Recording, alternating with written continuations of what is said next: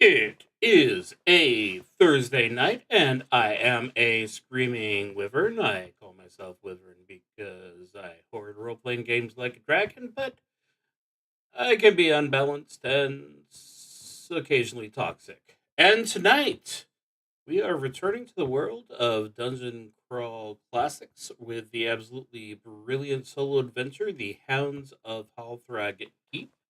Uh, Make sure I go ahead and post a link to this in the Twitch chat because number one, this person deserves all of the respect they can get, and number two, damn thing is free, which is always the best price. So let's see here. Jump straight into it. Previously,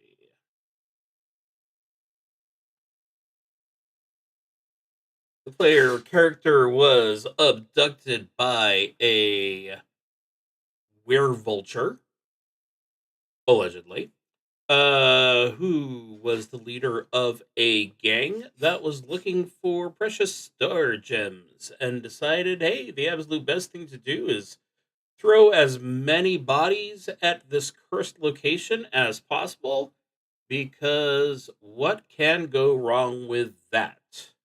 Well, the what can go wrong is my first character died.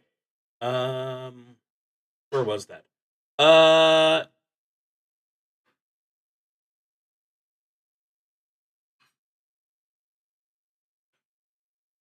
okay. I think that Metalmancer tried to squeeze his way through uh a crack in the wall, but unfortunately was had too high a constitution and managed to healthy his way into a untimely death.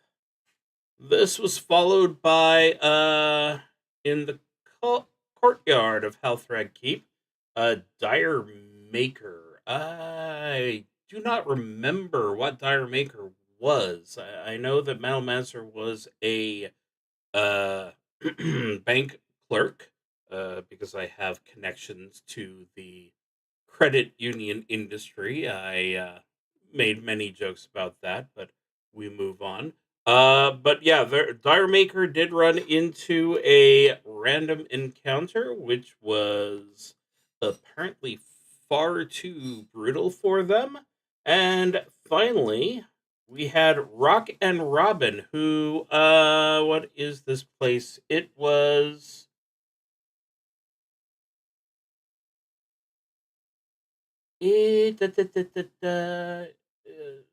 kitchen, some kind of kitchen, which they had a random encounter in, and it went poorly. So after Rock and Robin and their absolutely horrible, no good, terrible day, I decided, you know what? This is a solo adventure built for a party of one, but by God, I have been playing gold box Dungeons and Dragons games. So we're going to go ahead and we're going to send in a party, which you know, would probably be a lot more impressive sounding if said party consisted of something other than a group of peasants. So our current party consists of, let's see, is this the entirety of the group? Yes. So we have Coin. Coin is not coming up correctly. Coin is a bank clerk, a replacement for poor Metalmancer and his untimely death. It's joined by Diggle, who is a coffin maker. With a name like Diggle, you have to be ready to inter people. Fleet. fleet is a foot courier. I swear I just randomly chose names. Let's say. Nettie. Nettie is a fisherwoman. Again, wild coincidence. We have Barton, who is a bowyer. And that's 5. So, right now, everyone is located. This is saying 62. Get to the right location. Okay. They're located in the western courtyard of Halthrag Keep, where Diremaker once died. A salute to poor Diremaker. Whatever he was. This is the western courtyard of Halthrag Keep. A thick layer of dust obscures the bones of many dead warriors strewn about the yard, but most prominent of them is the ominous decayed corpse of a huge cyclops. You know from childhood stories that his club was named Dwarf Meal and leveled many a castle wall throughout the young kingdom of Thrend. I feel like the only person who needs to feel bad about being late to the stream is me, which certainly has happened, especially on Sundays. I'm fairly famous for it, so it's okay. It's fine. Let's see. As strong as he was, Halthrag's troops somehow overcame it, but it seems none of them survived the battle either. So, first thing I need to do is put back up my time counter. That is very hard to see. Is there anything I can do to make this a lot easier to see?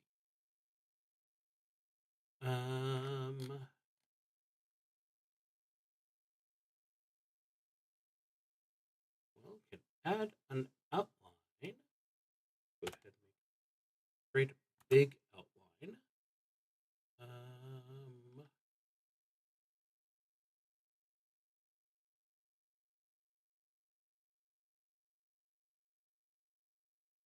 And how about we do something in more of a yellow? Oh yeah, that's much better. Okay, time counter 8. We'll go ahead and even throw that over on this side of the screen where it'll hide. Let's go ahead and throw this over on this side of the screen. I like that. Okay, so check a turn box on the timekeeping portion of the character sheet. Each time you enter here, it is difficult to maneuver through the mountains of bones. And now I get to go ahead and look for a wandering monster. At one point I was in the process of setting everything up.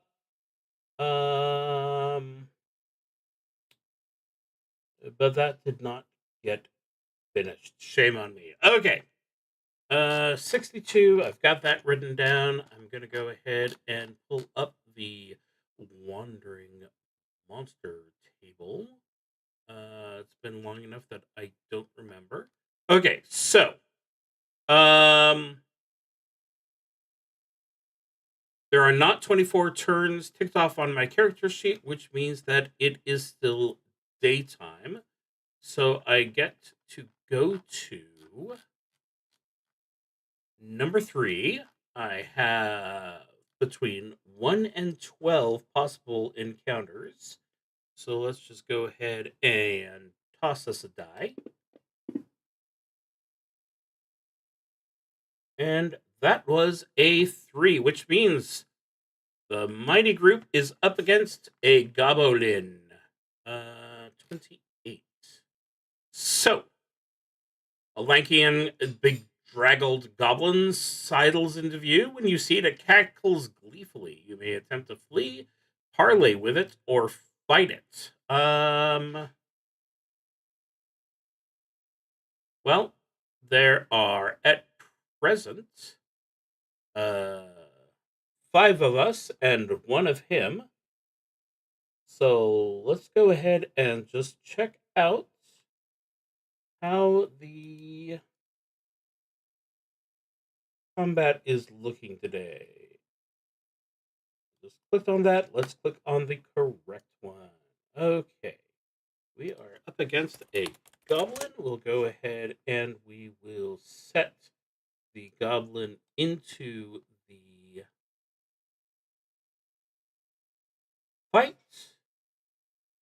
Reset that.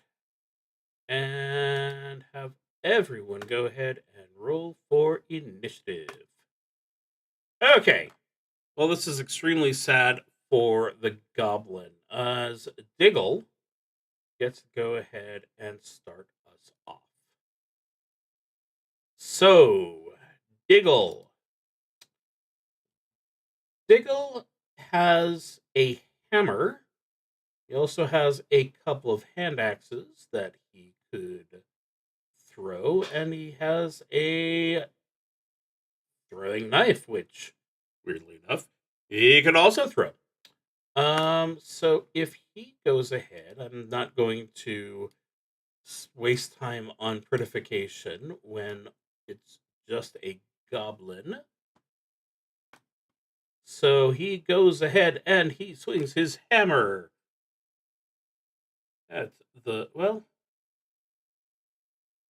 no, the hand axe is better. Why doesn't he go ahead and use that? Swings his hand axe at the goblin and he misses.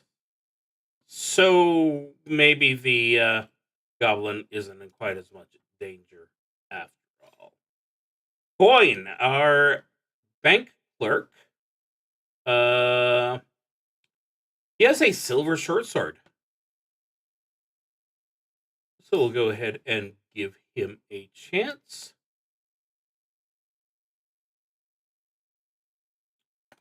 And he swings his short sword, and that is a hit.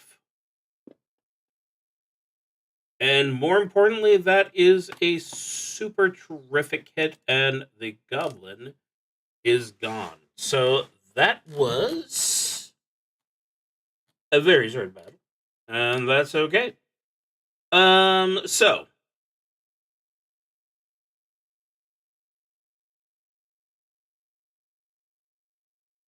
we can search for more things. I think that we actually did that. Um, So go west of the gatehouse. There's a stout building to the north with an intact oaken door. The walls of the inner keep. The ruined kitchen is to the southwest, and there's a low tower close to the outer wall. Now, I know that I went to the kitchen. Um, Unfortunately, I was in the process of editing these so that I could go ahead and have, you know, give give people a chance to see what this is all about, and I didn't even come close to finishing that. So let's go ahead. Um, the gatehouse is where we started.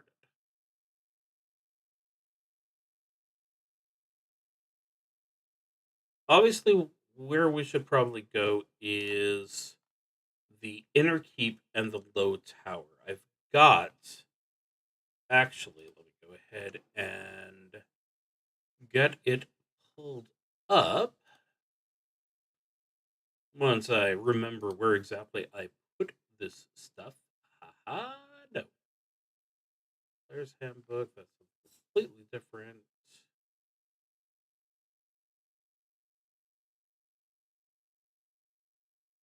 Did I really just leave it in downloads? They did. That is shameful. Okay. So, this is Halthrag Keep. Um, we are allegedly we started here, I believe. we should be in this courtyard here. The walls of the inner cave of the low tower,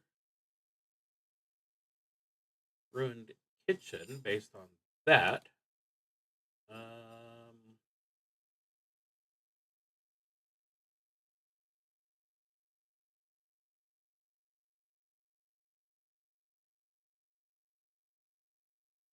oh no no no no no no no no! This is the kitchen. This is the Cyclops. I have it backwards. Okay, so low tower, red tower. Now everything is going to make a lot more sense to me. Okay, ruins of the kitchen. I begin to understand. Okay. So, yeah, west of the gatehouse, obviously not a great option. Uh Stout building to the north, which would be the barracks. Um Walls of the inner keep and low tower are visible to the east. Right, right.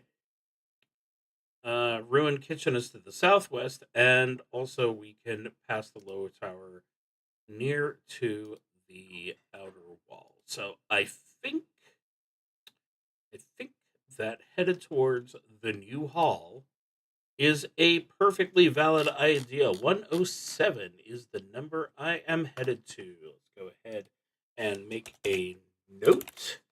This is a calm area between the outer wall and the low tower, and low humming comes from the east. Let's go ahead and it occurs to me that I was a good boy and remembered to uh, look at my time counter, but I forgot to actually change it. So, yeah. I don't cheat, I swear. A destroyed doorway opens into a dark room in the base of a guard tower, or a dilapidated building stands to the east. Okay. Um, I would have to assume that the dilapidated building is the aforementioned new hall, and the tower is this one right here. So that leads to a vitally important question. Before we go anywhere else, do we have a source of light? And according to this, Barton has two candles. Nettie has a lantern, and she even has some oil, which is always useful. Um, and of course, if worst comes to worst, we can throw away Fleet's running shoes or set fire to them, obviously. So yeah, we are good for light sources. So let's go ahead and go into the dark opening.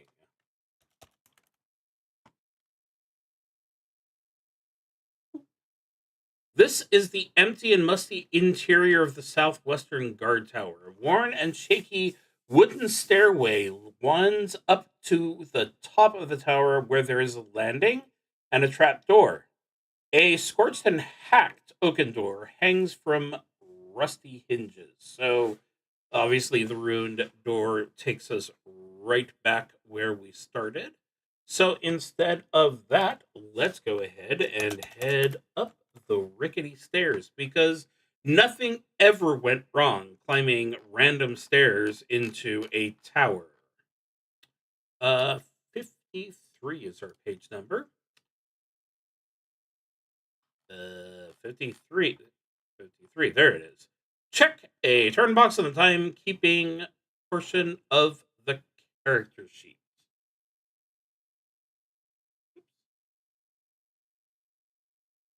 So you're now at 11. You travel along the top of the west side of the southern wall here. It is still and quiet, although you can hear the buzzing of angry bees to the east and north. So you can go along the top of the wall to the west or along the wall to the east. Um, You know, the phrase angry bees does not thrill me under any circumstances, but, um,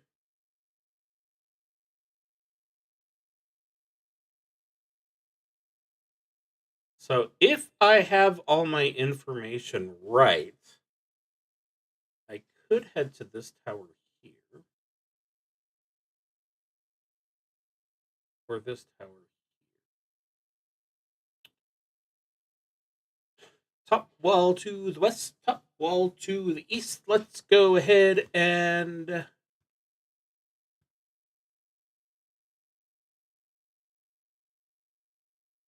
Oh, what the hell? Who's afraid of bees? East we go, 79. Check a turn box on the timekeeping portion of the character sheet. This is the top of a ruined tower, part of the outer curtain wall of Halthrag Keep, overlooking the weed-choked moat. You can see ripples of movement heading southwest through the murky water, but cannot make out the cause. It is somewhat isolated and lonely and empty of items or creatures. So, I could probably do the logical thing and use this as an opportunity to go back downstairs, reach this area, and all that useful stuff. But now let's keep going down along the walkway. 56.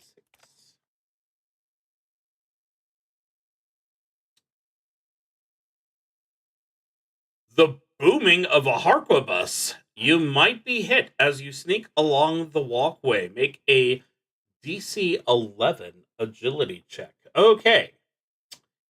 Well, that's unfortunate.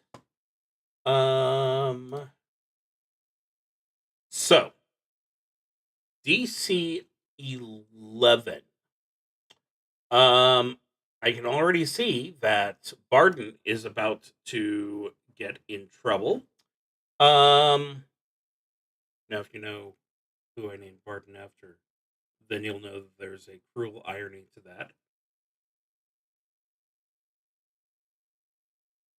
But what the heck? Um, oh, I don't have my program. So,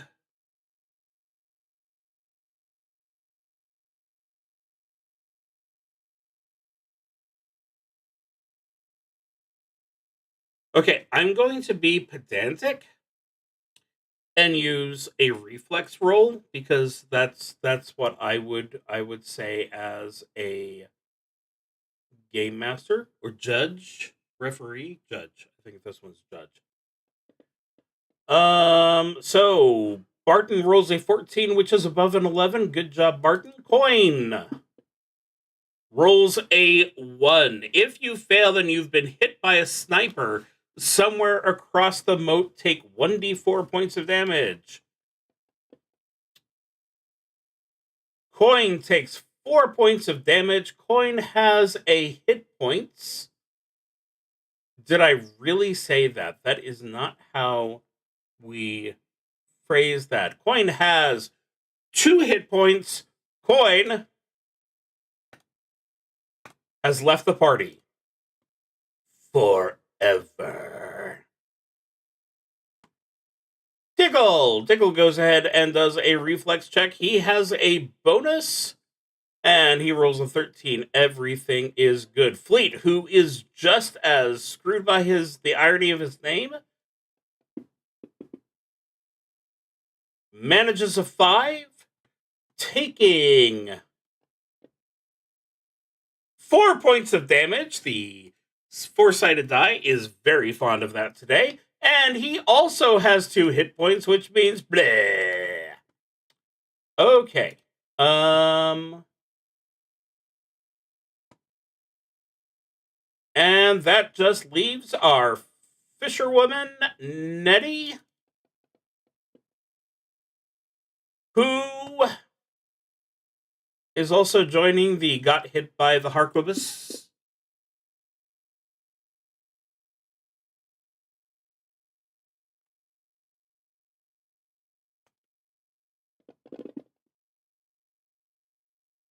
Okay, so statistically, it is possible for this D4 to roll a 4, so or something other than a 4. I figured I should go ahead and check that. It almost goes without saying, but Nettie, oh my god, Nettie has 5 hit points. That is amazing. You know what would be even more amazing? If she wasn't wounded already, which means that she took 5 points of damage, which means, guess what? Nettie is also dead.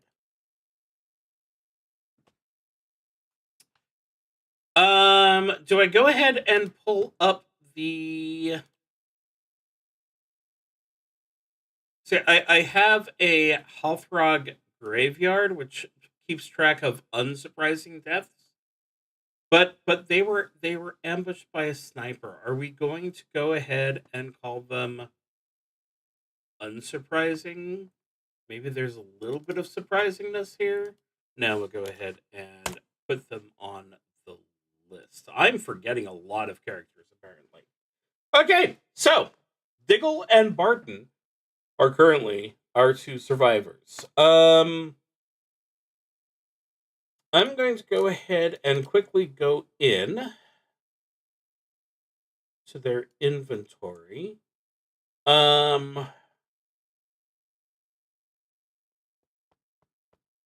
Except they're being shot at. This probably isn't the right time. So, I can go ahead and I can run back. I can go ahead and try and get back into the courtyard, or I can keep going across the wall. I feel like if the sniper is somewhere across the moat, running down the stairway is our best plan of action.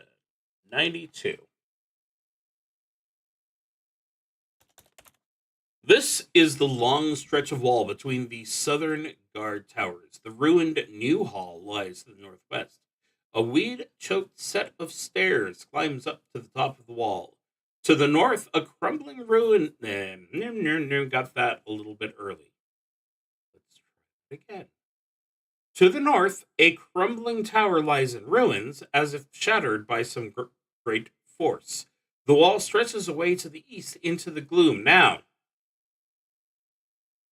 the tower was destroyed by the falling space rock, which is absolutely where we want to go.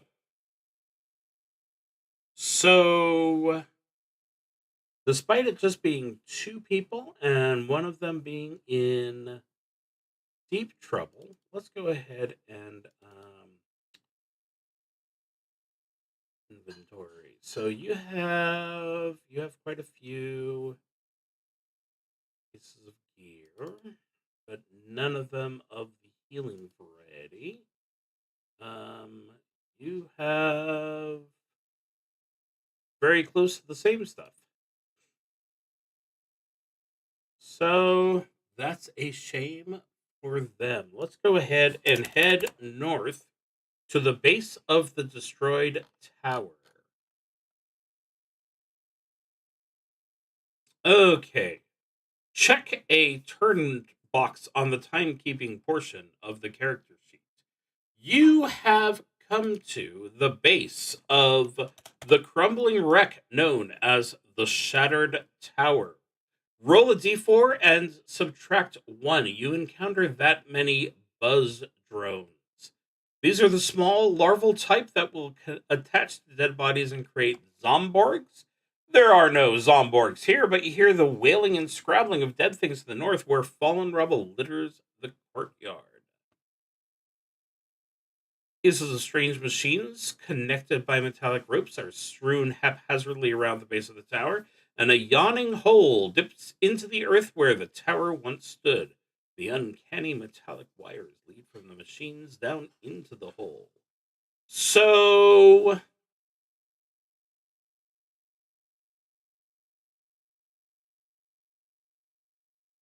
I don't think I got around to putting the buzz drones information in, which is fine because we actually have no buzz drones to fight.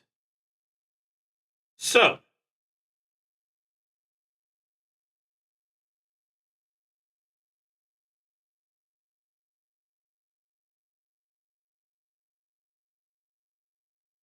southeast to the southern wall.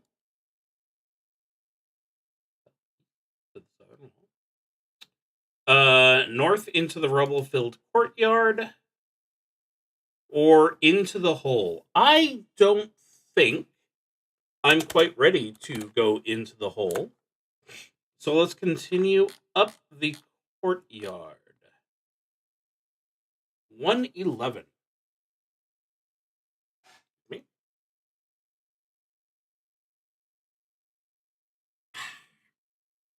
Okay. Eddies of dust and faint, incomprehensible whispers accompany moaning and the sound of dead men clawing their way out from underneath blocks of stone and charred wood. A twisted portcullis stacked with stone and blocks leads west to the inner ward, and you espy a wide breach through the north gate that looks to lead to freedom. Also, the postern gatehouse looms ominously to the east.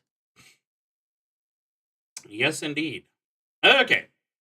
Each time you enter here, you will be faced with a Zomborg, a mindless automaton of withered flesh, animated by a buzzing and clicking metal nightmare. They shamble around the courtyard, evidently looking for something. They wander among strangely chiseled blocks and foul, throbbing machines strung together by thick metal ropes. The ropes lead southwest to the ruins of a tower. So, every time you enter here, you will face a Zomborg. Did I get the Zomborg added? No, I did not. Hold on a second.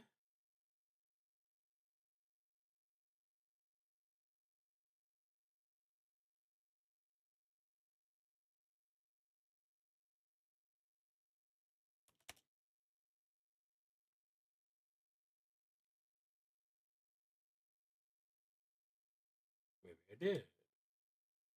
I got the Buzz Drone added.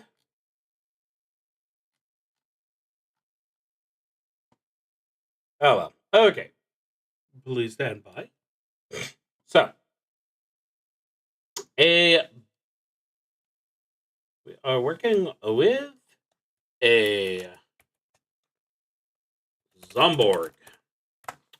The Zomborg is a controlled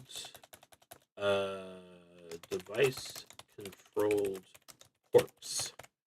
The initiative on the corpse is -2 for obvious reasons. It has a claw +1 melee, which does 1d6. Armor class is 12, which is annoyingly high. Hit points are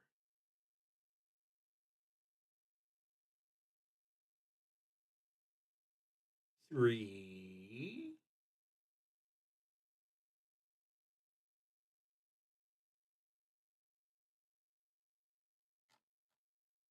Sorry, I thought I had a hit dice listing before. I do. Okay, so I was just needing to look over. Perfect.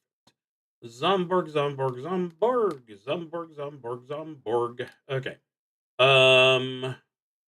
Hit dice 1d6.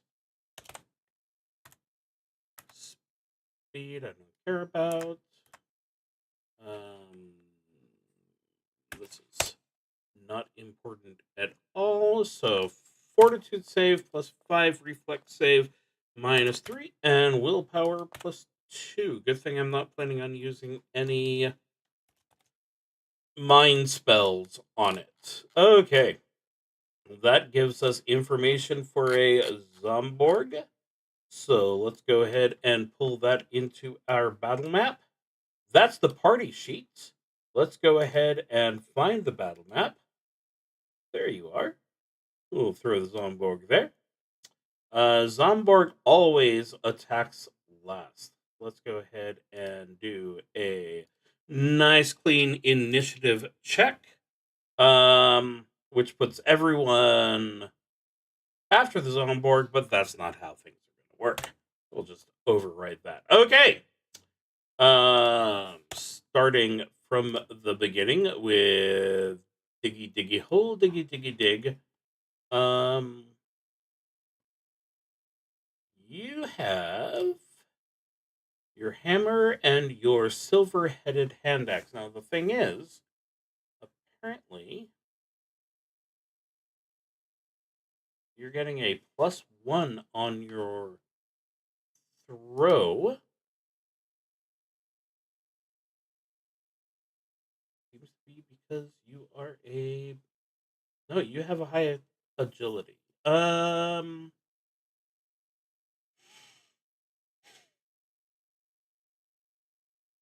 Since he's got that hammer as backup, I see no reason not to have him give tossing his hand axe a try.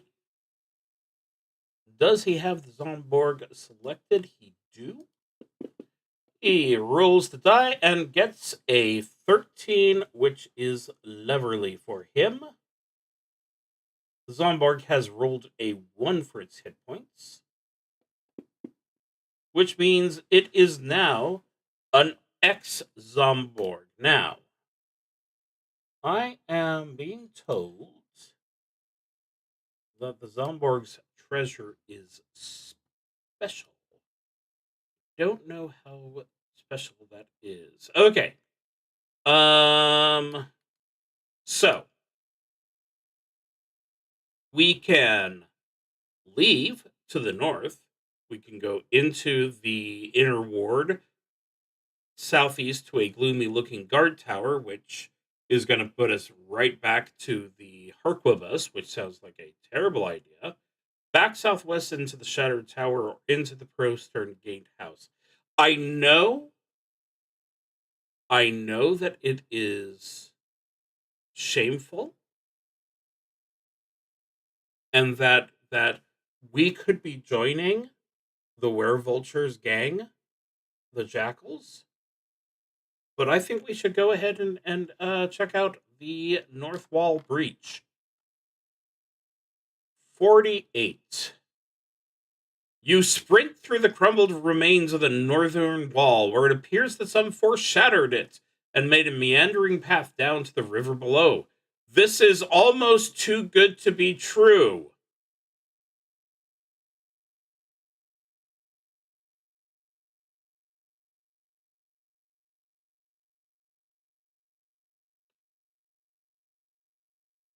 You peer out through the breach at the wind-whipped path.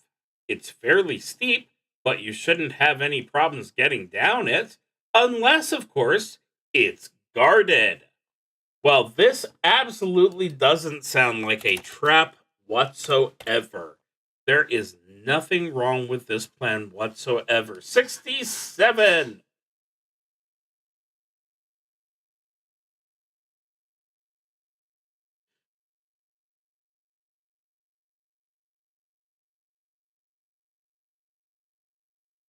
Easier done than said, and easier said than done. You've escaped. The river drifts lazily to the east past you, where it bends sharply to the south. Which way do you go? Careful, you are likely to be found by the jackals. Okay, okay, that was indeed sort of anticlimactic, but you know, Diggle and Barton have survived. So, I'm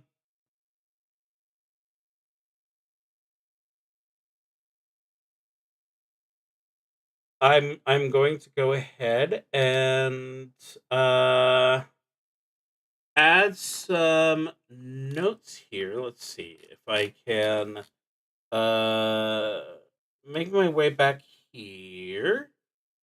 Um So back to the guard tower at 26.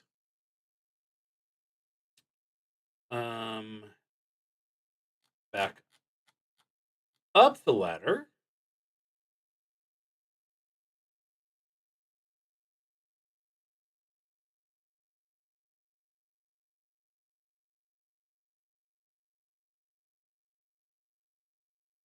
Back to 56. And yeah, that's where the harquebus is. So we are going to add a note for later.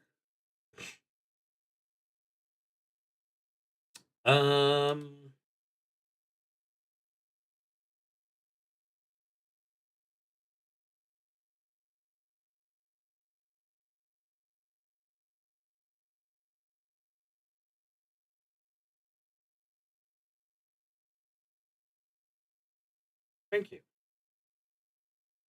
Okay, so coin, Nettie, and fleet all died here. So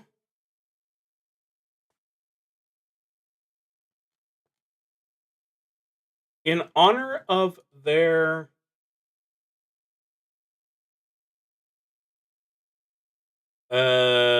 whatever the opposite of bravery is, I feel like I should go ahead and export them.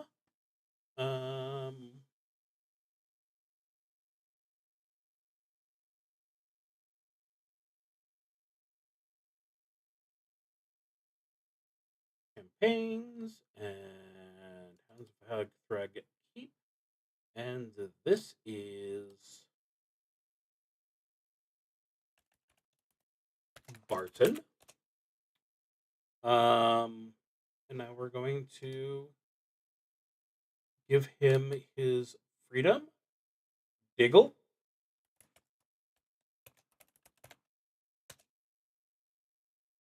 And we'll give him his freedom. We salute the escapees of Halthrag Keep. This is not how things are supposed to go, so let's go ahead and put together our new party. So, the story here is that a little bottle demon has a journal which is keeping track of where things are. So I believe at this point the bottle demon is definitely ready to head back home, which means that our lords are going to go ahead and put together another group. So let's go ahead and grab the party sheet, grab my character list, and grab the occupation role. So, actually, you don't care about the party sheet. I can just explain it to you. So, the first peasant that they are grabbing will be a rat catcher. That would be Cleo. Cleo the rat catcher. Cleo is a lovely person armed with a knife, which she is better at throwing than stabbing with, because her strength is what we know as the bad. So there is character number 1. Character number 2 is going to be the puppeteer. Yes, that's absolutely perfect for this kind of expedition. And that would be Chucky. If you don't know why the puppeteer's name is Chucky, I have a series of movies to share with you. Chucky. Chucky has terrible agility, but a high strength and good perception and luck. So hopefully that'll help him out. He has a puppet that he can use as a club. Put him onto the list.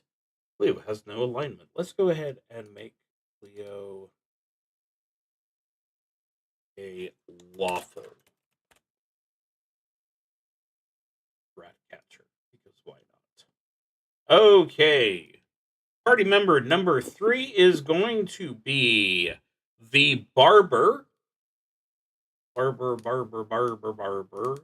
who, of course, is called Todd.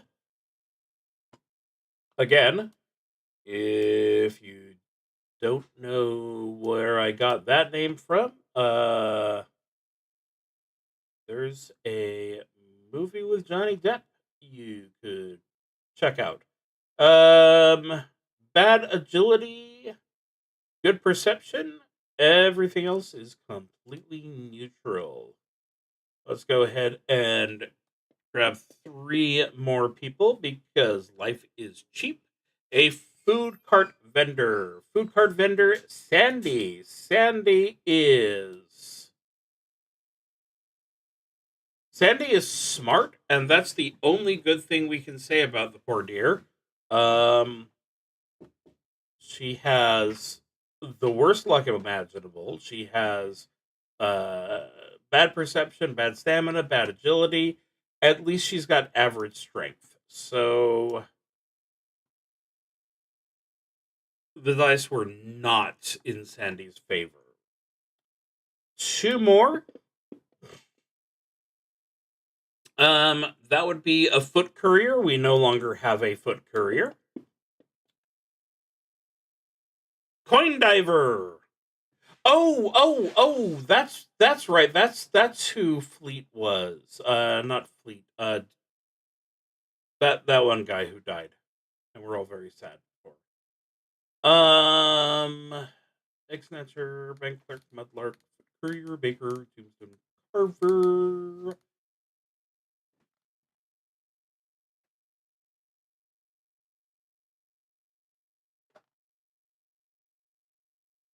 Okay, we seem to have lost the coin diver.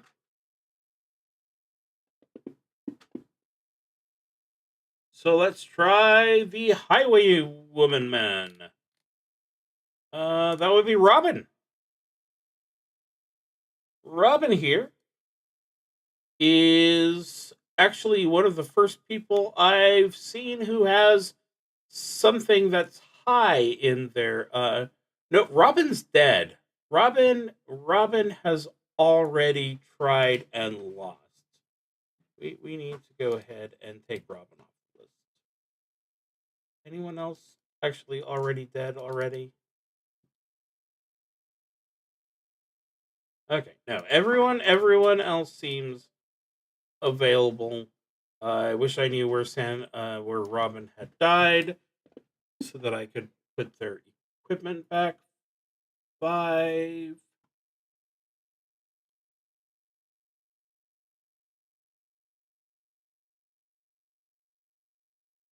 There we go. The most exciting character class ever. Buck the Egg Snatcher. Buck is very strong, very agile,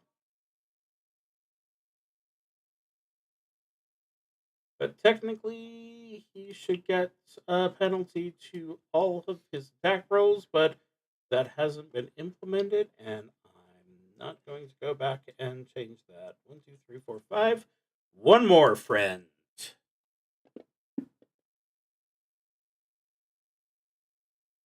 Okay.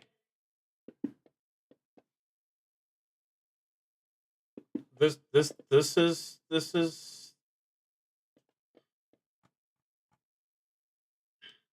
is extremely normal die rolling for a role playing game. So No weirdness there. 7, rat catcher is where we started. Okay. 3, that's a foot courier. 12, that's a new number at least. That's a baker. Do we have a baker still? Flour. Flour the baker. Flour is not that always important. Actually befitting her class. She's strong and intelligent enough to know how to make the bread. Can't see the bread too good, but she can make it. Okay, so that gives us another full party to be thrown into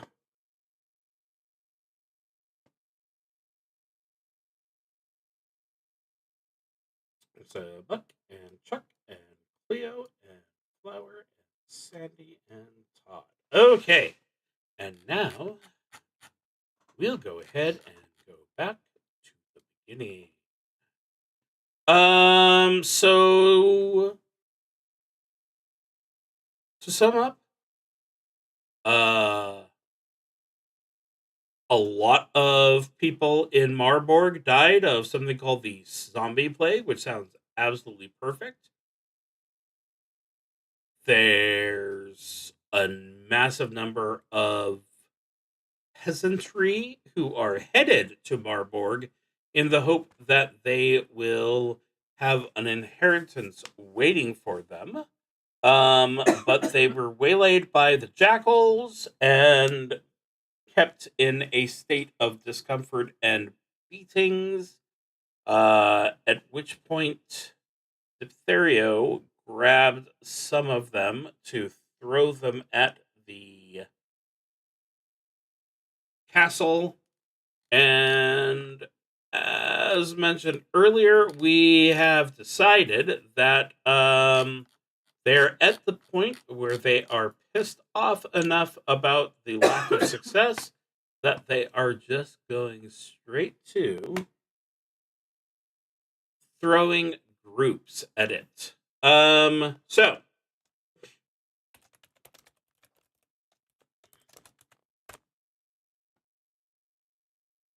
now it would be funny to go ahead and try and attack them, but we're just going to go ahead and continue the story instead. So let's go ahead and go back to 28. All right. You make your way toward the gatehouse of Halthrag Keep, feet sounding dully on the wood of the door bridge. This person in a gray-green robe has unfortunately already been looted. So nothing exciting there, which takes us to 116. Okay, this is the gatehouse. All is quiet here. In the distance, you can hear cries of anger, but only faintly. Apparently, despite having sent all of these people to their death already, the two jackals who are in charge of motivating people to make their way in are still cranky about not getting to personally kill anyone, which, you know, that actually seems accurate. So we are going to go ahead and reset the time counter to 1. We are going to set the unsurprising deaths to 9. I think I'm funny.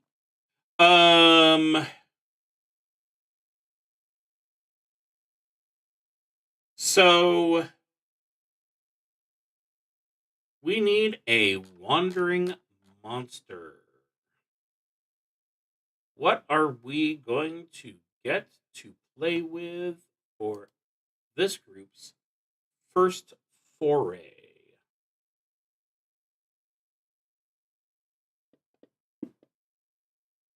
Why, it is a dire rat.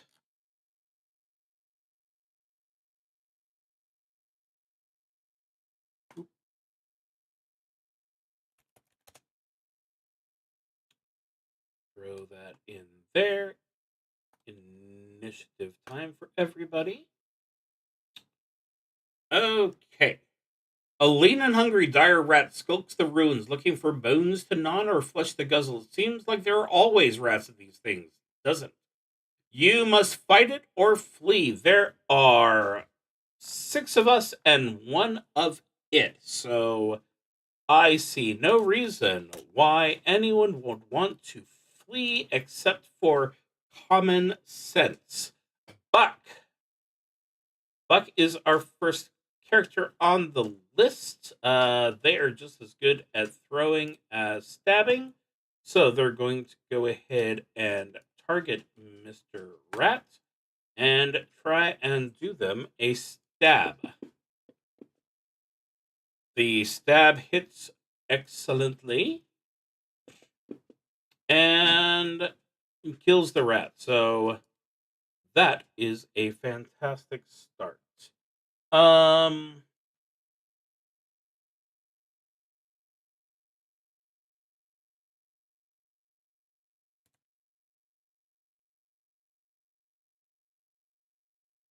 Just do that as an encounter? No. Okay, that's fine. So that is 1 defeat down.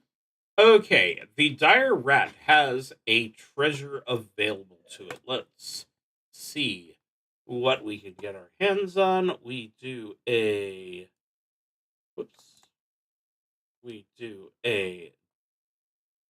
1 to 100 check.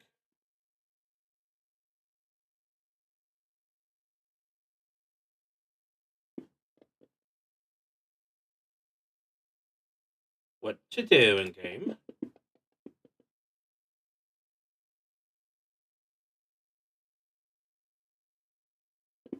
There we go. For some reason it did not.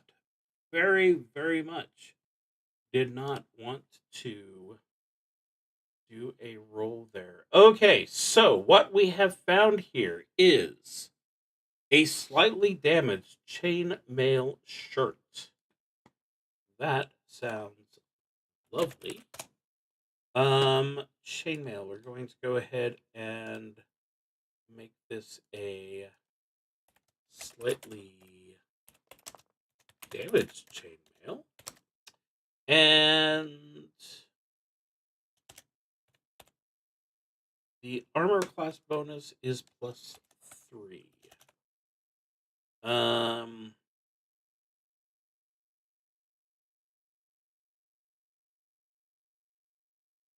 Now, one way of looking at it, why didn't Chucky go for any initiative? Very strange.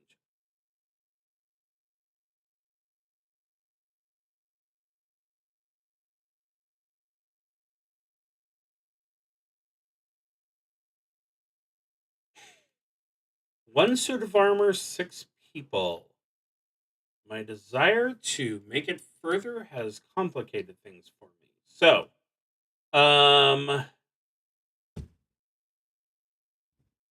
we've got several people who could be in front.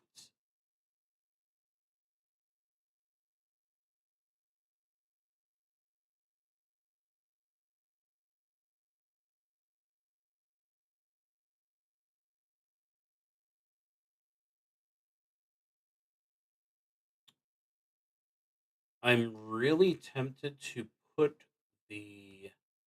Chucky in charge just because option number 1, it's Chucky in charge. Option number 2, he's armed with a puppet. So that's funny right there. I am actually going to go ahead and go with humor over actual logic.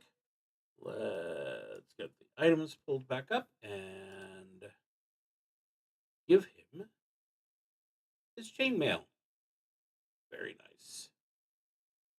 So Chucky's armor class has gone from 12 to, or from 9 to 12. His agility is still bad. So no problems there. So let's get back to the right location.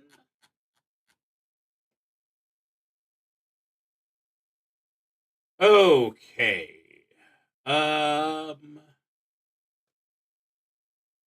the portcullis bars our way through a narrow stone alley to the north. You can see the base of a decrepit tower. That's a perfectly valid place. Eastward, the entryway opens into a wide courtyard, and you could just barely squeeze through a hole in the southern wall. But we know from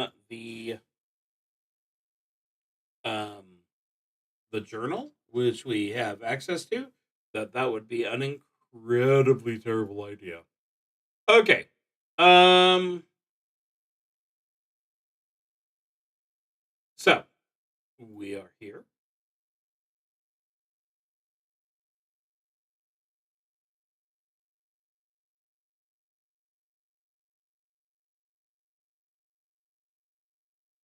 Let's go ahead and go to the decrepit tower because, after all,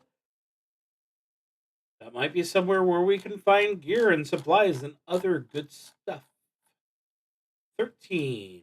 Okay, this is a narrow stone corridor between the northwestern outer wall and a stout stone building. The outer wall is too high up to reach, and even standing upon a crumbling interior wall, you cannot find purchase. You can try to use a rope if you also have a grappling hook. Well, let's go ahead and pull that party sheet back over here. Look at the inventory. Um, Smidge it over for better. So we have an arrow, a candle, cheap short bow club, creel. Um, some of this stuff is left over from before. Interesting.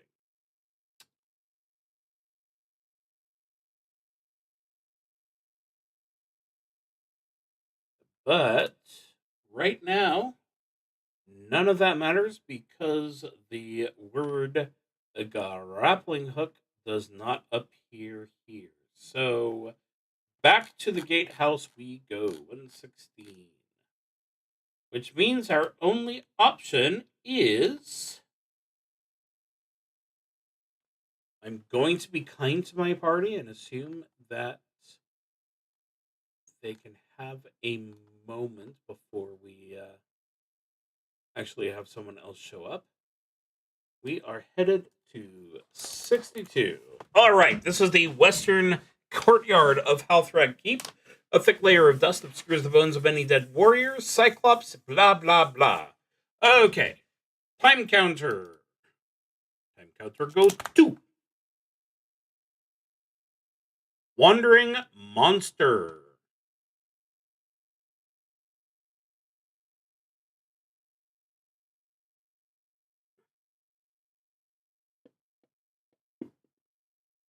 3, which is our old friend the goblin. Line 28. Um, we could try and run from him or parlay with him, but I think it's safe enough for us to go ahead and fight our little goblin-y friend. That out of the way, move that into the way, and redo initiative round. Start. And it is Buck in the lead. Let's see if Buck does just as well this time as he did last time. Buck the Rat Slayer, Buck the Goblin Hitter, Buck the... You killed another one. Okay. A goblin has a treasure of 1. So let's see if we get anything useful for Don't do that silly thing.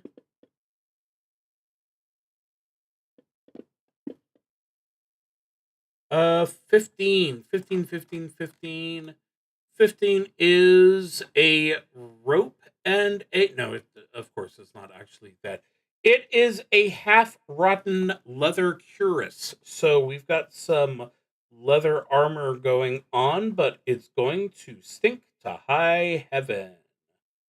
Um.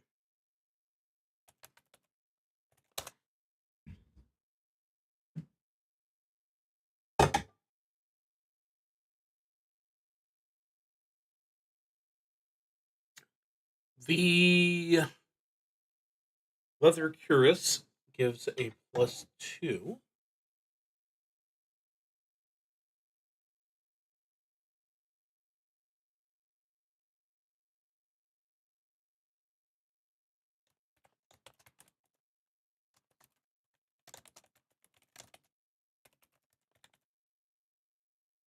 And I think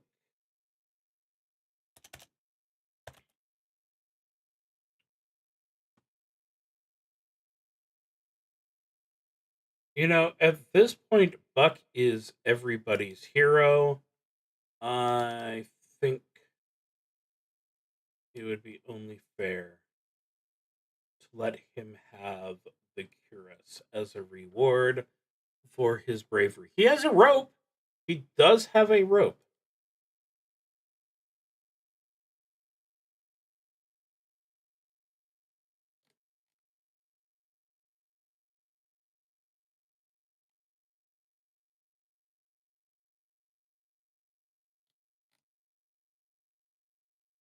This inventory page is not useful. Rebuild the inventory. Okay. That's more useful. And we still don't have a grappling. So nothing has changed there.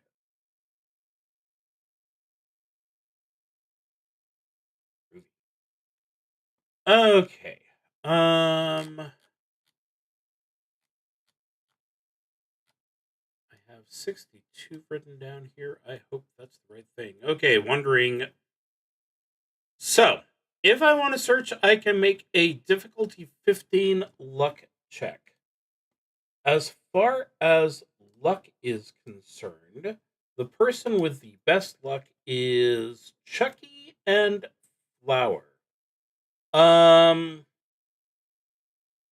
if I do a search, though, then I will advance the time a turn and I will have a wandering monster, but it's worth a try. So, we are hoping for a 15. That is a 20. That is very much higher than 15. So let's go ahead and adjust our time counter by 1, making it a beautiful 3. Let's go ahead and find out what Chucky found before we check for the wandering monster. You're going to be dumb? You are going to be dumb. Whee!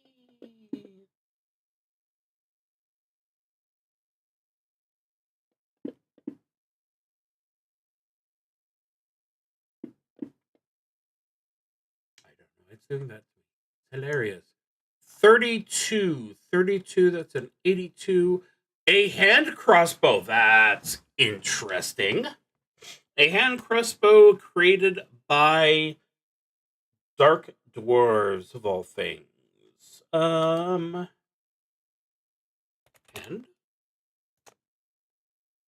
I don't have hand crossbow. I have a cheap crossbow. Let's go ahead and repurpose a copy of that. Um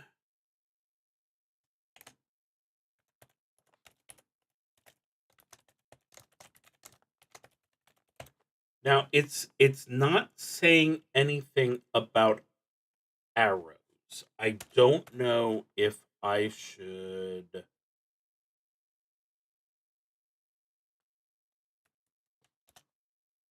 do anything with that.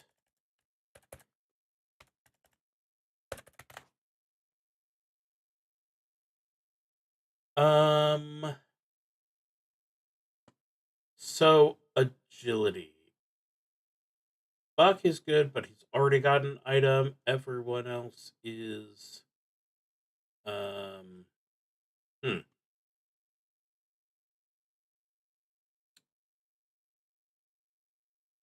Buck also has no hit points. There's really no one who's got a good excuse to get this. I'm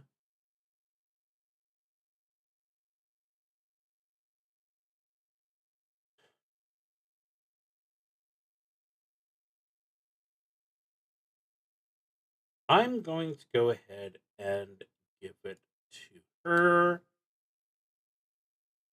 just because her current combat is a baker's peel, and that really doesn't seem to me to be the absolute best choice for combat anyway.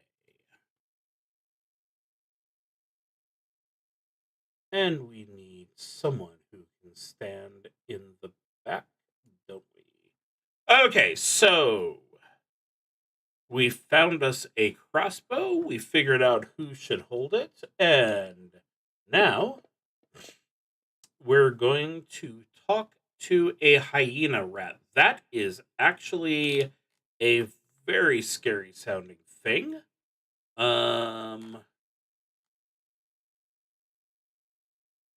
A half mad, possibly rabid hyena rat runs barking and giggling into view. These filthy monsters accept no quarter, and it is impossible to flee from them because they are far too fast.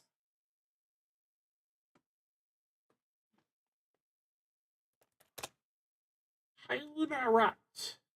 Okay. A hyena rat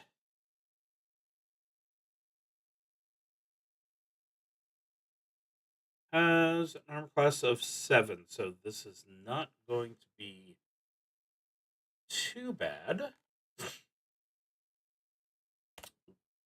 Reset the combat. Redo the initiative. And we have a new person front in line to try and do stuff. This is Todd, the barber, possibly of a Sweeney disposition. Todd is going to go ahead and use his razor to try and hit the rat. Or he could throw his razor, which seems like an absolutely terrible idea. No, I forgot to actually hit OK on the thingamadoodle. So he slashes out with his razor, trying to shave the rat. He manages to, and the rat is well and truly shaved. But we will not be eating the rat because that is a terrible idea. So, having done that, we're going to go ahead and give Flower was going to try and search as well. We're looking for a 15. We got a 13, so that second check didn't succeed. Let's not keep poking at things with sticks. Okay, so we can go west to the guardhouse. We can go to the stout building to the north.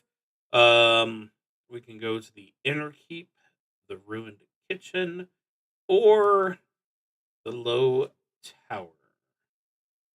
Now, what's interesting here is that we actually have someone who, by all rights, would actually be able to use a kitchen.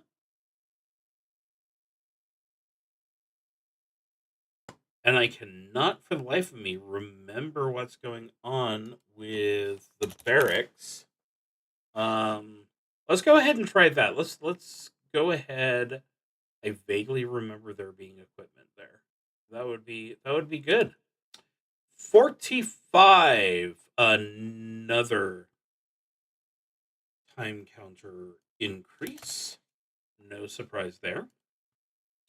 This squat building is of rough cut stone. The oaken door is remarkably solid for a door that has been out of use for millennium. Unrusted iron bands frame a large steel pull ring set centrally, underneath which is a strangely shaped keyhole. You hear the screeching of birds high up to the northeast. You can just make out from here that the screeching came from the red roof of a high tower. A pair of charred skeletons lay on the ground before the door. That's wonderful. Okay, so there's the red tower. Um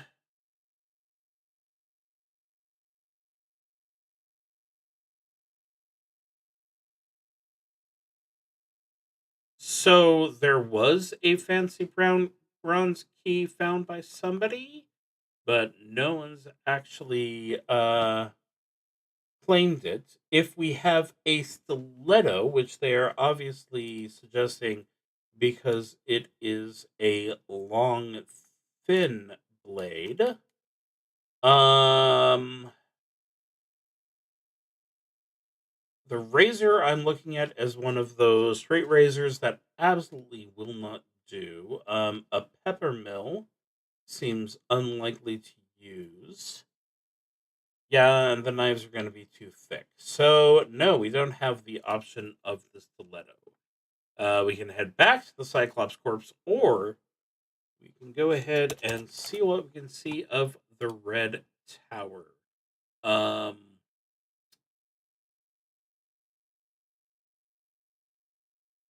the map makes the barracks look like it's a just fine shape, so that's silly. Red Tower and the walls of the Inner Keep. 36.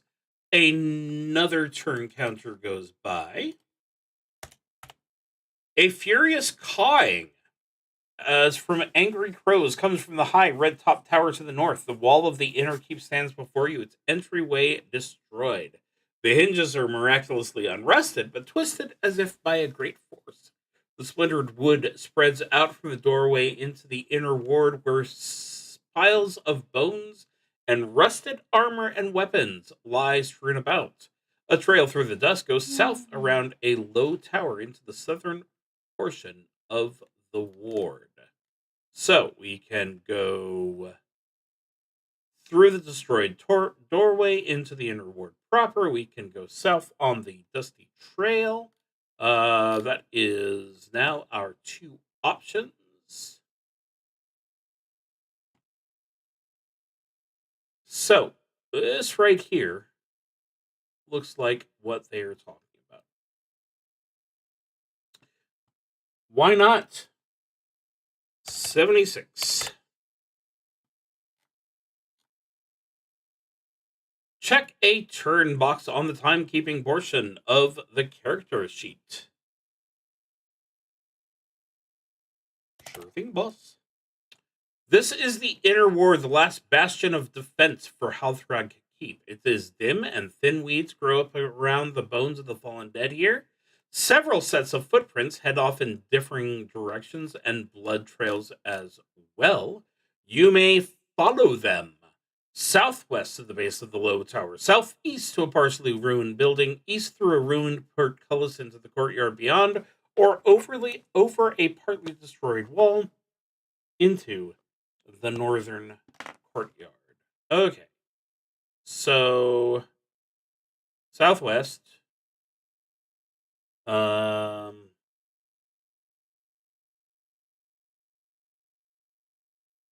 southeast, the partially ruined building is going to be the lab, I'm guessing. East through the portcullis is going to take us next to the broken tower. That's kind of tempting based on the journal. Or into the northern courtyard.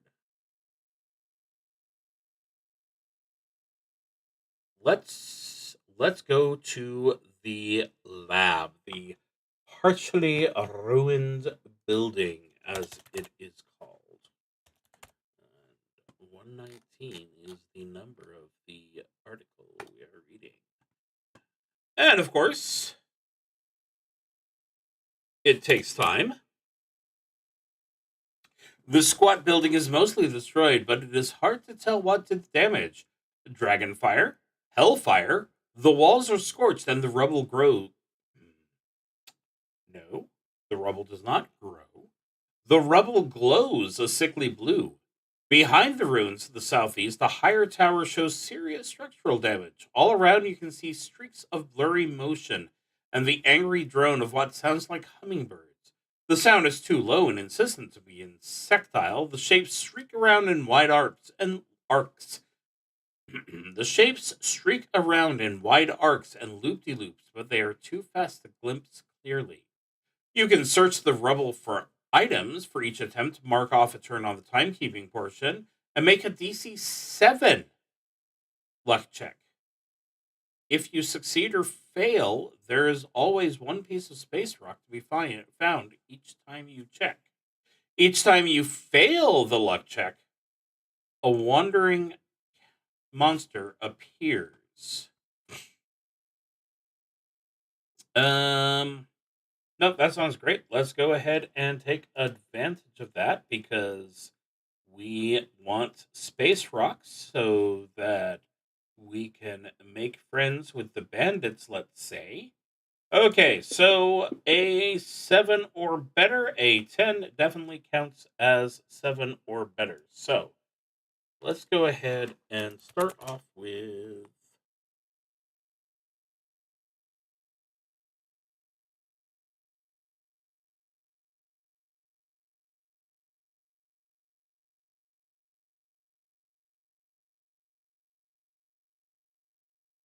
I have an entry for strange looking rocks here. I'm just going to go ahead and use that. Inventory. Rocks. Nope. I said strange looking rocks. Actually, no. Let's go ahead and make sure that we have this properly filled in as a space rock. So, one success, we have one space rock. We have one random item. Make sure I've got the proper listing.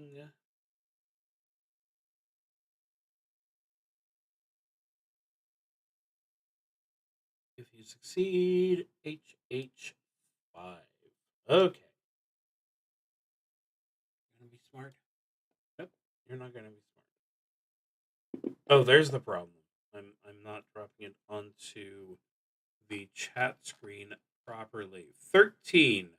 1d20 silver stags. That is great. Good. Yay. I'm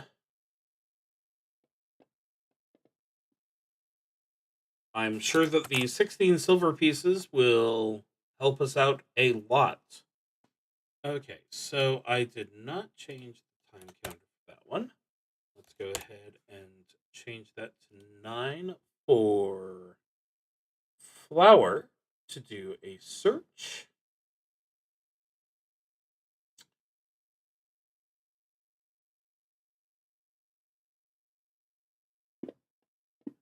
And flour fails the check, which means that, well, plus side, we get a space rock.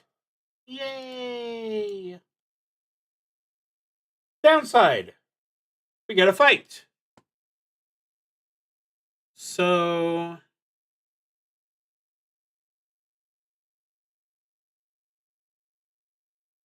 it said something about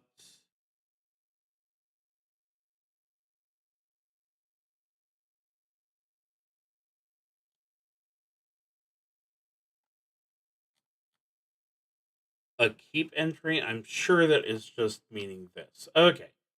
D12.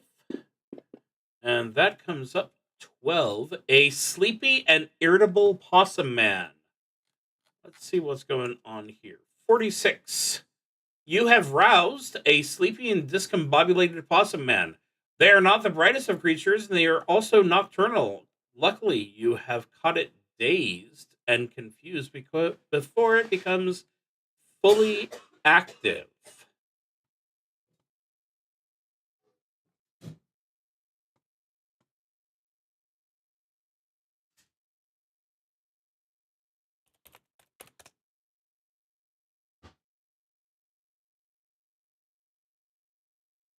put the pasta man in the list.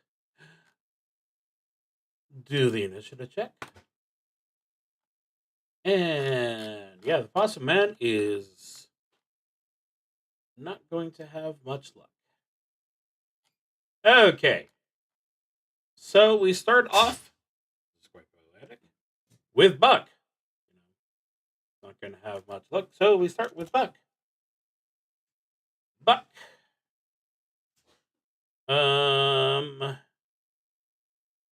Buck goes ahead and stabs at it with his knife. And rolls a 2. That there is a miss. Cleo. Cleo is also armed with a knife, but her ability to fight with it is pretty damn bad due to her lack of strength. Obviously, this is who should have gotten the bow. Maybe I will change that because I can. Flower, why don't you go ahead and trade that over because your peel may not be the most impressive looking weapon, but at least it's not quite as embarrassing. Okay, hand crossbow, and she shoots, and she rolls a 10. I forgot to use my convenient little targeting system, which means I now have to guess. A possum man has a armor class of 6. So she was able to hit it. And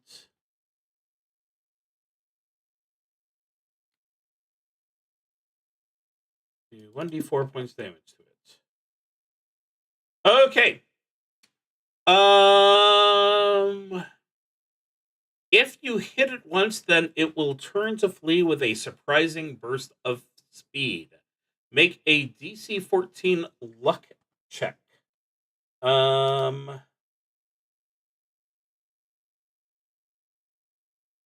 So that's not a 14. That's not a 14. That is not a 14. That is a 7. That is not a 14. And that is a 14. Okay, if you succeed, then you block its path and it begs for mercy and clemency. Spitting and drooling in the common tongue, it will offer you 3 treasures and gold crowns for clemency, but you will get no experience for allowing it to live this way. Merely warm feelings.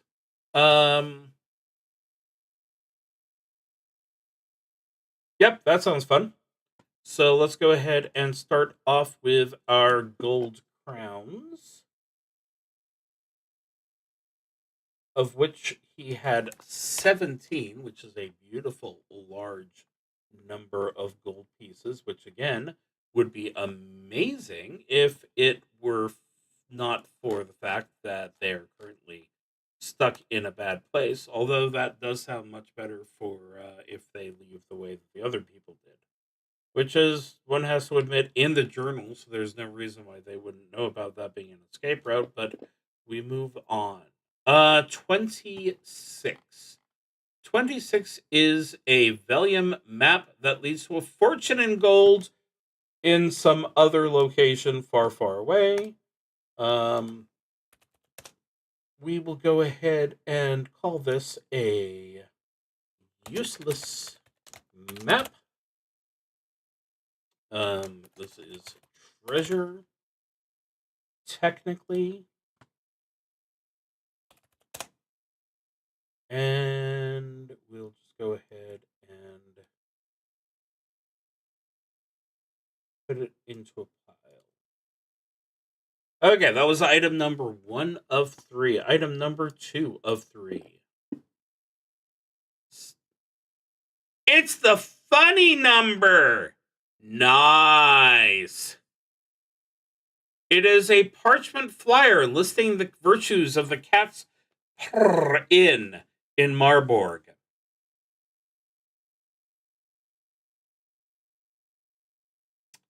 You may be wondering, am I going to put that in the inventory? Am I going to take the time to put that down?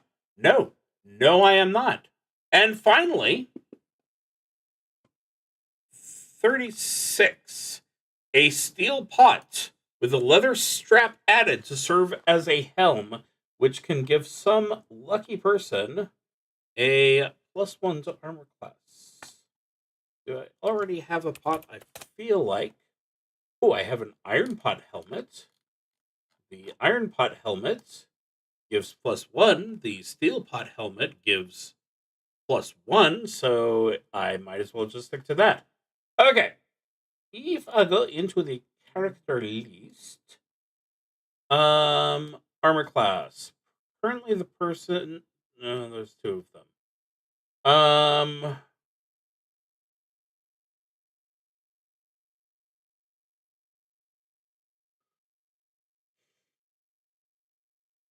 Neither of them are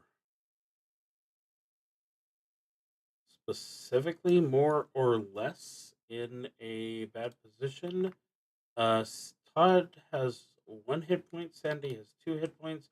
I guess that gives it to Todd. Aren't I nice? Inventory. Iron pot helmet.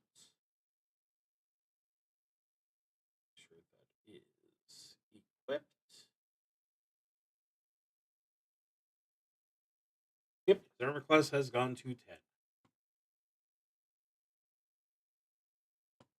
Okie dokie. Where were we? 119.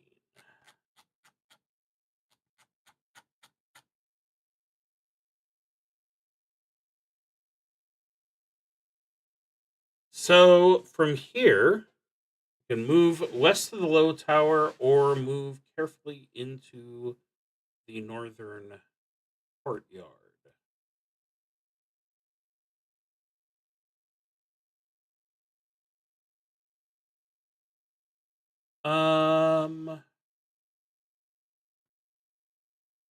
Low tower is passed back this way.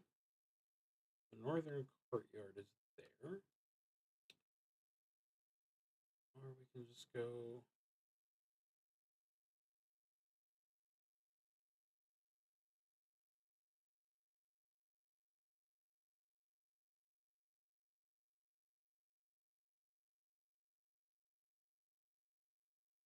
Let's go to the northern courtyard.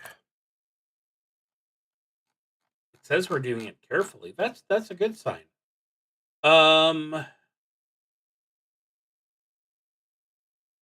Another bump on our counter. This bedraggled courtyard was clearly once a great hall where visiting nobles and aristocrats dined when they visited Halthrag, and where he must have listened to his subjects' grievances. There are destroyed tables and benches and a great high chair, not quite a throne, on the western side of the clearing. You can see an overlook to the north and what appears to be a chapel to the northeast. A collapsed tower, the high tower, lies in ruins to the east. You can peer a portion of the destroyed northern wall through gaps in the rubble, but it's too dangerous to scrabble through from here. High tower.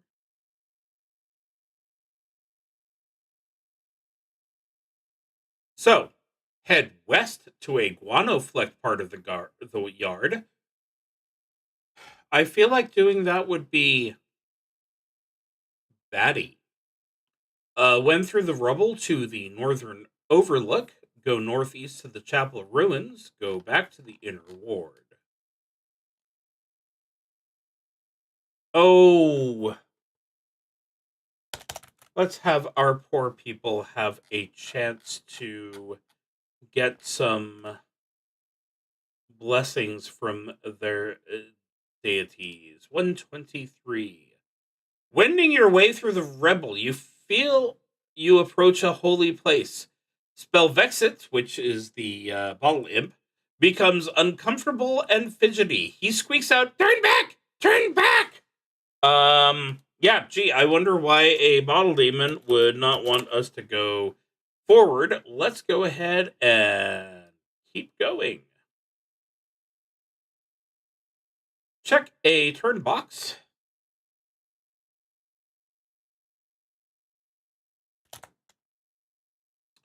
You have entered into a dimly lit, high-ceilinged chapel. The windows were once stained glass, but they were destroyed and pillaged long ago.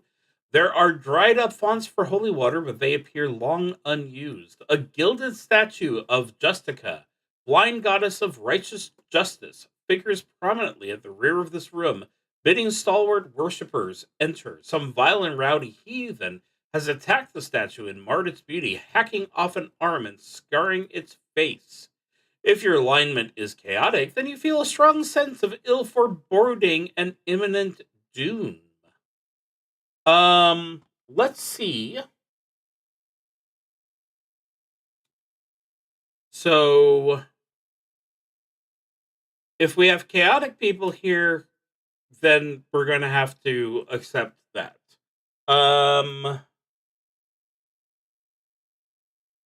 Neutral, chaotic, lawful, chaotic. I have a full span. Let's see how badly I've screwed myself by doing the... Let's just go ahead and shove them in a great big group. 52. Infidel, you pollute this place. Make a DC 15 will saving throw.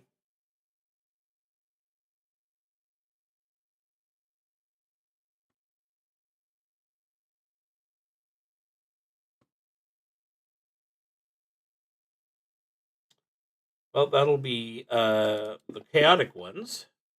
So that is not a 14. That is a 4. That is very close. Also I needed 15. And flower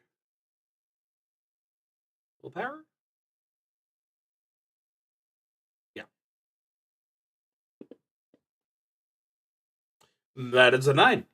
So we're going to go to 7 and see what happens.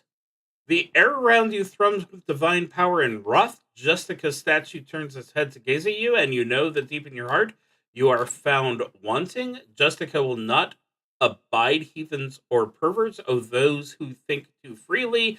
Your physical form is reduced to a pile of ash in a thunderclap and stroke of lightning. However, your soul is dragged into the nether hells to be flayed and lashed forever by gleeful sub-creatures. Okay. It is safe to say that Chucky and Flower are dead. No access to their equipment possible. So that's Chucky gone.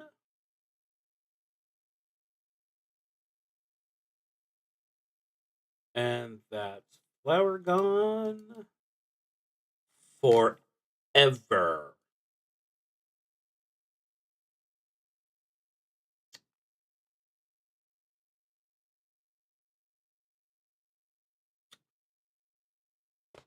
So the chapel was a bad idea. Okay. But for the survivors, no, 52 was not where I wanted to be. Where did we... Okay. Justica.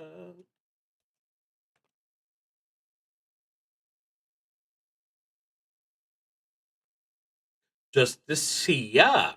Okay.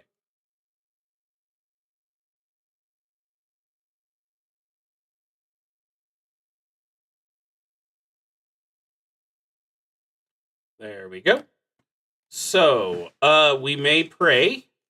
And I'm thinking after what they just saw, oh God, yes, is everyone going to pray? Please, Justicia, be kind.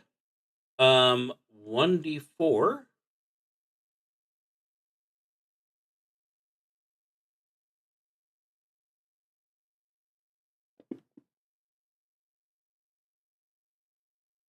Okay, so we pass.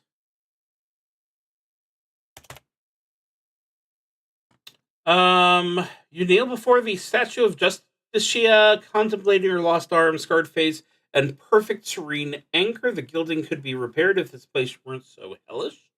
If you are lawful, Justicia will give you her mark. Who among us is of a lawful nature? Leo is of a lawful nature. We're going to go ahead and add the effect Justicia's mark. And Buck is also lawful.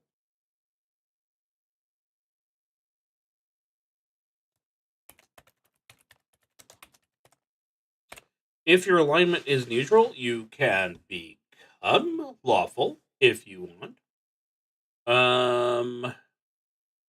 But I don't think so for now. Either way, return to keep entry 8. Okay. Gain 1 hit point for every turn you spend in contemplation, up to your maximum amount. No one is actually wounded except for the people who have been completely vaporized. So let's go ahead and go back into the courtyard. 17. Of course, that is another time counter. So the Northern Overlook or the guano flecked part of the yard. You know, it is almost time to call it a night. Let's go for the blatant trap. 91, the guano flecked part of the yard it is. And another pip on the time counter. This is the base of the Red Tower. The area was once a finely made retiring room, but now is a heap of rubble, and guano covers everything. Irritable cawing and squawking begins as soon as you set foot here. Every time you enter, a cliff rooster will swoop down from atop the Red Tower and attack you. Individually, they're mere nuisances, but a flock can devour a man in a matter of seconds. So it remains my strong belief that the Cliff Rooster is inspired by the Cliff Racer from Morrowind. And if you have not played Morrowind,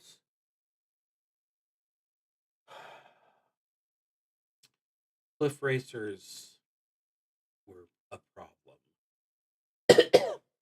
They were these flying creatures that would just swoop into your view and were really hard for you to hit because they were just on the edge there. And it could take you a little while. Yeah. I'm not surprised that you recognize that. But I some PTSD from that. Okay. Deep breath. Move on. Cliff. Oh, I called it a cliff racer in here. It's not supposed to be cliff racer. It's supposed to be a cliff rooster.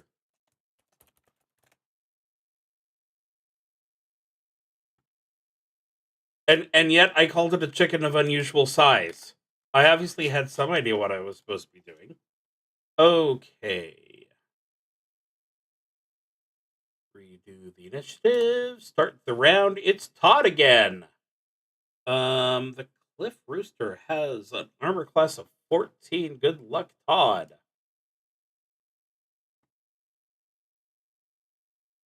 We got here his dagger,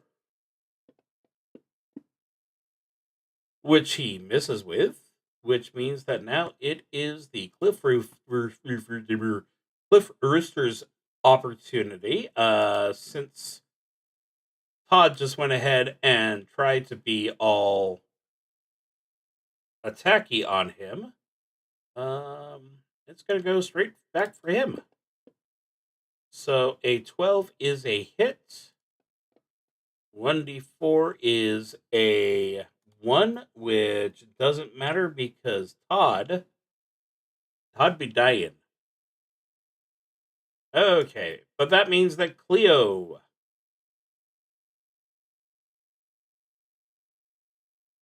the Brave got the crossbow, thankfully, before the flower who was holding it originally died horribly. Why did I double click on that?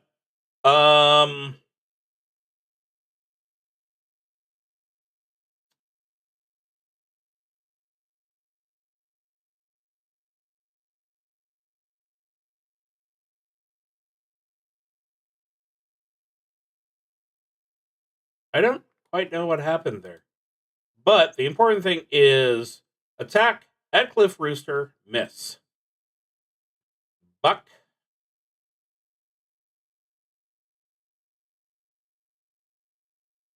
Such an appropriate name right now. Buck, Buck, Buck, Buck, Buck. Stabs at Mr. Chicken. Ooh, that is a good hit. And that is an even better hit. Oh, okay, that's right. I still have the Possum Man on the list. Okay, so Todd is mostly dead. So let's go ahead and share out Todd's equipment because why not loot the corpse? Okay, so Sandy.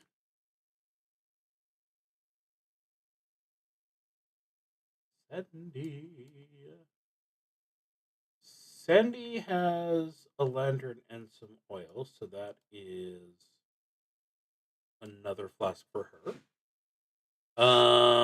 No reason not to take the razor.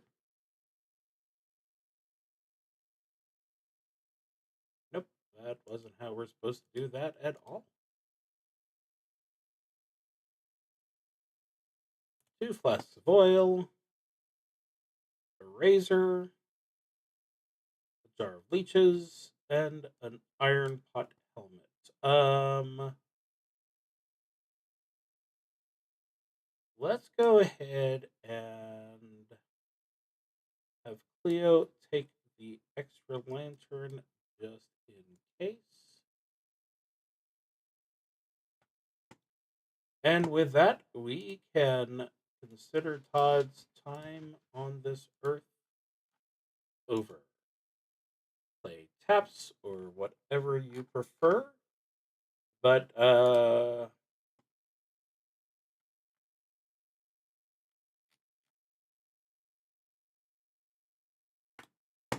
this is not a death saving throw type of game. So if you survive, run through the opening into the base of the red tower. That sounds like a perfectly valid thing for our 3 valiant survivors to go to. Check a turn box, of course.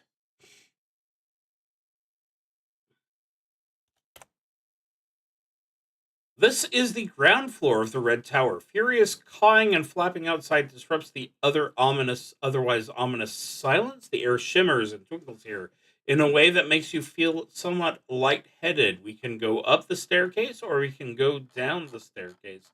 I think we're going to go ahead and go down. And you know why? Because up would lead to more cliff racers. Check it through dirt box.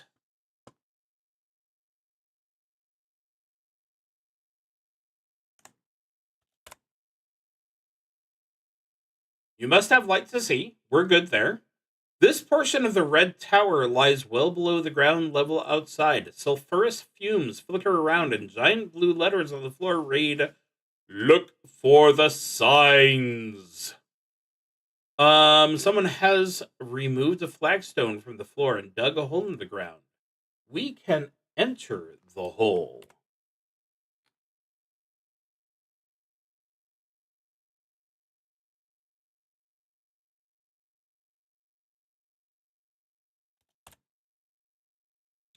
On your hands and knees, you enter what appears to be a tunnel dug by someone using a spoon. It likely took a very long time, and the tunnel wends its way through the earth for a good distance, possibly to the east, but it is quite difficult to keep your bearings straight down here. You hear the laughing of a small boy up ahead, and the tunnel's opening is only a short crawl away. Let's see what this small boy is going to do to us. Obviously, we have another time counter, but we also have a random encounter about to happen. Um,